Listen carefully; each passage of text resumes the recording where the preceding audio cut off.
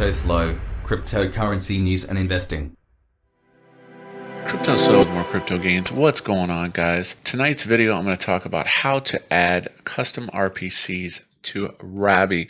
So a lot of people have made the jump from MetaMask to Rabby. Rabby is a multi-chain wallet and it's totally awesome. So if you're over here on Buy with Bertha and you're trying to use like a 1.8 or a 2.0 GUI transaction, you have to have the Anchor RPC. So it's really easy. The first thing you do is go over to Anchor and you just copy the Anchor RPC. Then you're going to go to your wallet and you're going to hit more.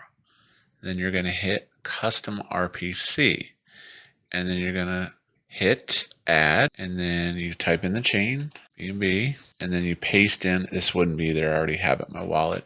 You paste in your custom RPC and you hit save. Now, by default, it's off. So you can toggle the RPC on and off. So if it's in the off position, it uses the main net of BNB, which normally needs 3 to 5 GUI transactions. If you turn it on, it uses the lower transactions. Some people have claimed as low as 1.1, but a lot of times if you do a 1.1, it takes forever to go through. So I usually use like 1.8.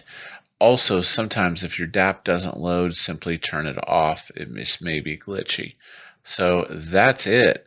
So after you get the Anchor RPC, you go over to Buy with Bertha, and you would put in whatever, and make sure you save enough for gas. And then you hit buy, then you scroll down, and then you can change your custom gas to whatever you want, 1.8 or 2.